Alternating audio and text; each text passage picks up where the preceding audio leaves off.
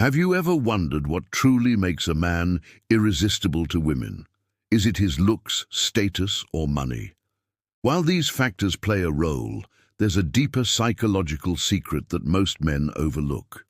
It's the art of wielding subtle signals that resonate with the deepest desires in a woman's heart, desires that she might not even be aware of herself. And this is where Machiavelli's philosophy steps in, offering us a unique perspective on understanding the female mind. Now, I know that name is controversial, but bear with me. In today's video, we're diving deep into the wisdom of one of history's most misunderstood thinkers, Niccolo Machiavelli, the author of The Prince. Machiavelli wasn't just a writer. He was a keen observer of human nature, particularly its darker aspects. His work continues to be relevant today because his core belief still stands strong.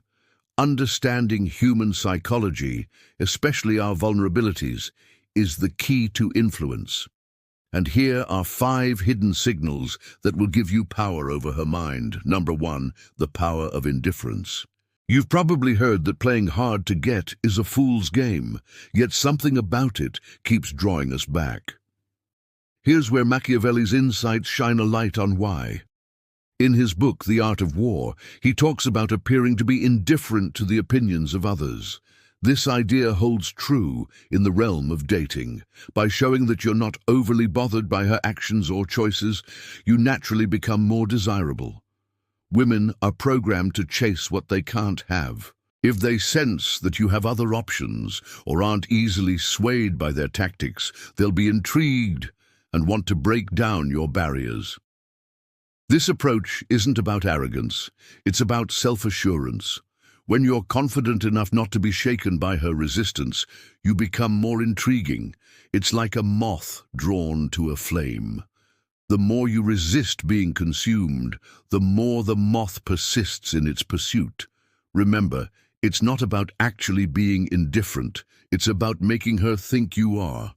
A carefully crafted facade can work wonders, just ensure it's convincing. Your casual tone, a slight smile playing on your lips as you talk about other things that caught your attention.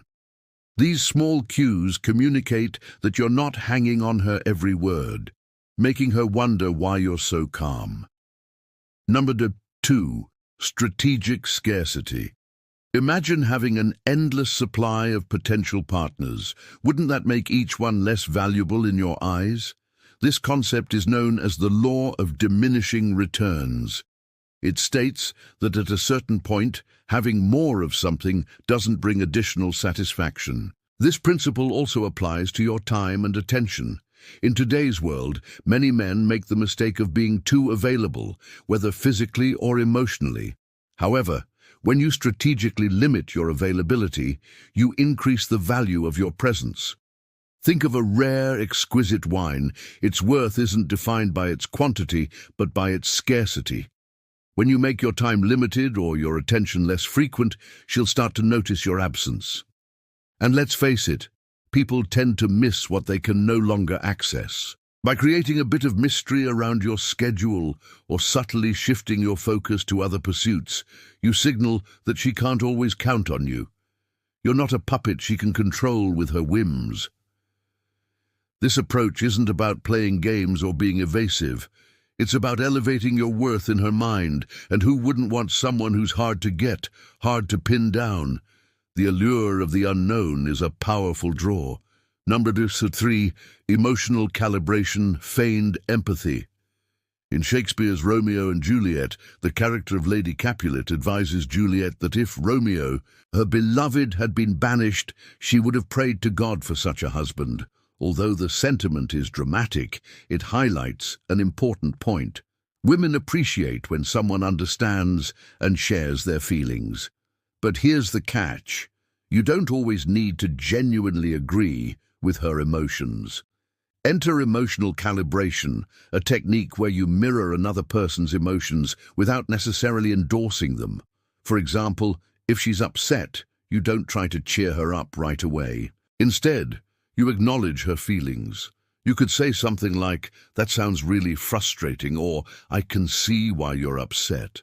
By reflecting back her emotions, you show empathy and understanding. This approach is rooted in Machiavelli's idea of understanding human emotions as a way to influence their actions. But remember, the goal isn't to exploit her emotions. It's to connect with her on a deeper level. As you reflect back her feelings, you subtly guide her towards the outcome you desire. It's like adjusting the dials of a radio until you find the right station.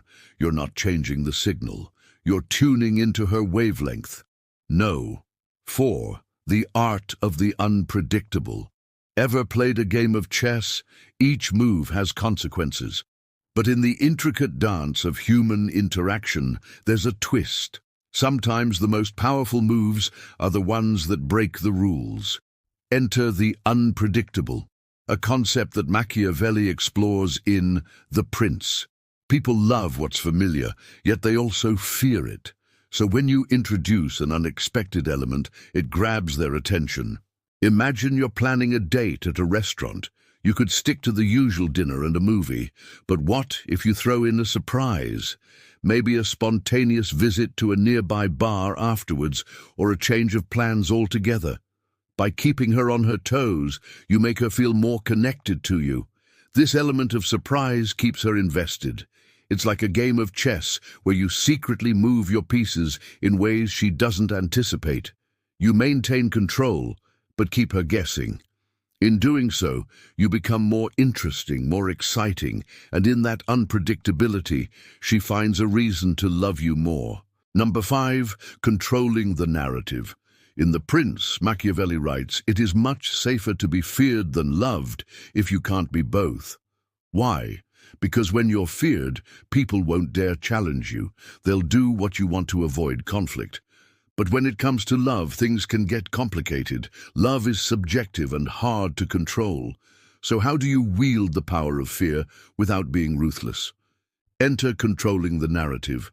What if instead of trying to be universally loved, you focused on shaping how people perceive you in specific situations? By carefully managing the story of who you are and how you're seen, you can instill a sense of respect or even fear. Let's look at an everyday situation. You're out with her and a group of friends. There's a bit of teasing going on. One of her friends makes an offhand comment about your relationship. Now, how do you handle this situation? You could laugh it off and play along, but what if you subtly shut it down? You could respond with a playful yet firm, "Let's change the subject." Or you could steer the conversation in a different direction entirely. By taking control of the narrative in small interactions, you establish boundaries. She'll notice that you're not easily intimidated, and this will command respect. It's like being the conductor of an orchestra.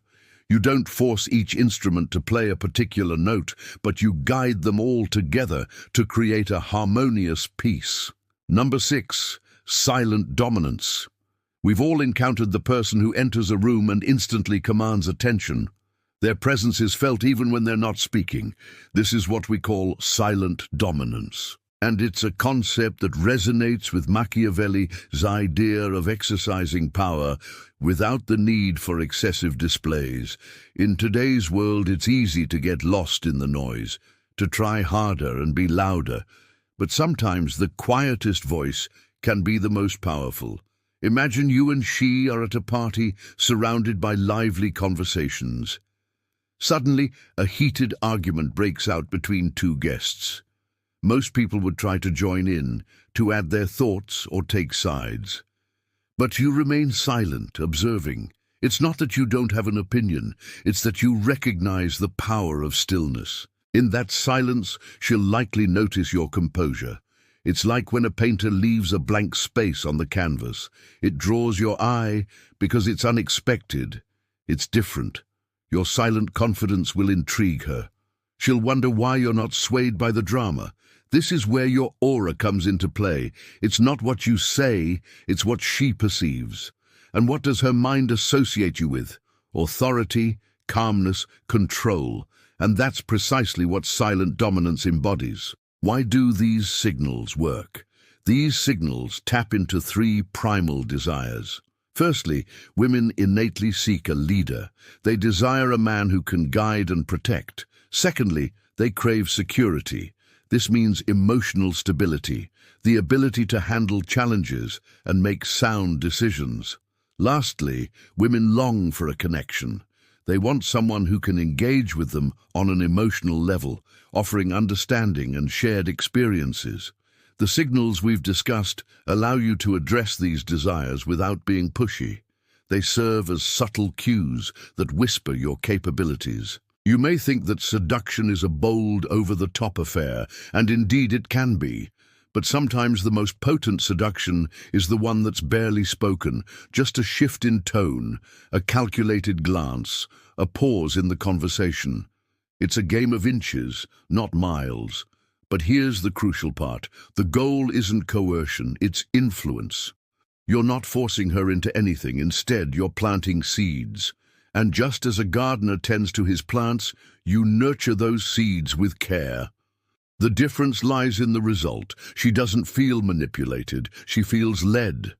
And that's the essence of true influence. So ask yourself, are you ready to step into the role of the modern prince?